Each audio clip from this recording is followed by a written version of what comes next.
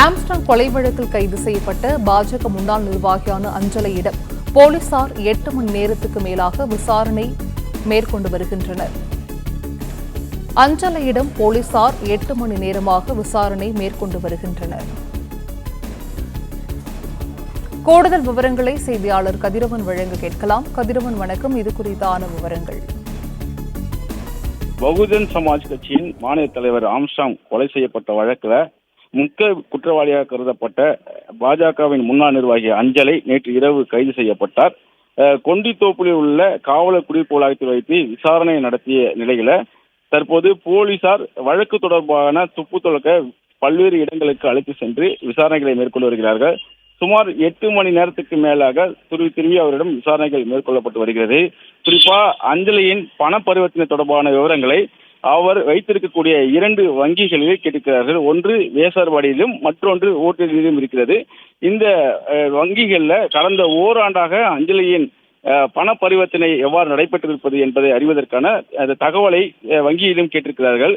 குறிப்பாக கொலை திட்டத்தை வெற்றிகரமாக முடிப்பதற்காக பல்வேறு இடங்கள்ல இவர்கள் இந்த அருள் மற்றும் ஹரிகரனுடன் இந்த சதி திட்டங்களை தீட்டியிருப்பதாகவும் புழல் பகுதி, சித்தூர், வேலூர், அரக்கோணம், திருநூர் ஆகிய இடங்கள்ல பல முறை இந்த சதி திட்ட ஆலோசனை கூட்டங்களை இவர்கள் நடத்தியிருப்பதாகவும் அதில் அஞ்சலையும் பங்கேற்றிருப்பதாகவும் விசாரணையில் தெரிய வந்துள்ளதாக போலீசார் தெரிவித்திருக்கிறார்கள்.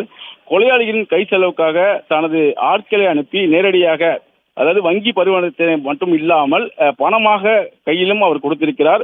அதேபோல ஆற்காடு சுரேஷ் சாகும் வரை பவர்ஃபுல் ரவுடியாக வந்ததாக புகழ்ந்து பேசி ஆம்ஸ்ட்ராங் கொலையாளிகளை உற்சாகமூட்டியதாகவும் தகவல்கள் வெளியாகிருக்கின்றன. குறிப்பாக கடந்த 15 ஆண்டுகளாக ஆற்காடு சுரேஷும் அஞ்சலையும் நெருங்கிய உறவில் இருந்து வந்திருக்கிறார்கள். அது மட்டும் இல்லாமல் ஆற்காடு சுரேஷ் இருக்கும் வரை வட்டி விடும் தொழிலில் கொடிகட்டி பார்ந்த அஞ்சலை தற்போது அவர் இறப்பிற்கு பின்பாக மிகவும் பாதிக்கப்பட்டிருப்பதாகவும் 1.5 கோடி ரூபாய் வரை வெளியிலேயே பணங்கள் முடங்கியிருப்பதாகவும் விசாரணையில் தெரிவித்திருக்கிறார். ஆற்காடு சுரேஷ் கொலை செய்ததுக்கு அப்புறமாக பணம் கொடுத்ததை திருப்பி தராமல் காவல் நிலையங்களில் புகார்கள் அளித்து வருவதாகவும் அந்த விசாரணைகளை தகவலை தெரிவித்திருக்கிறார். அதனால தனது வட்டி தொழிலும் பாதிக்கப்பட்டிருப்பதனால அதற்கு ஆம்ஸ்ட்ராங் அவர்கள் அதாவது வழக்கு தொடர்பாக பல்வேறு உதவிகளை எதிர் தரப்பினருக்கு செய்து வருவதாக தகவல் கிடைத்ததுனால அதன் மீதும் ஒரு ஆத்திரத்தில் ஆம்ஸ்ட்ராங் மேலே இருந்ததாகவும் தெரிவித்திருக்கிறார்.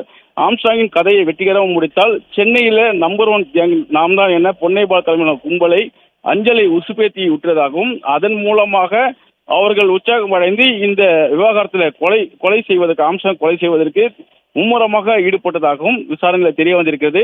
தொடர்ந்து அஞ்சலியிடம் பல்வேறு கோணங்களில் விசாரணை நடைபெற்று வருகிறது.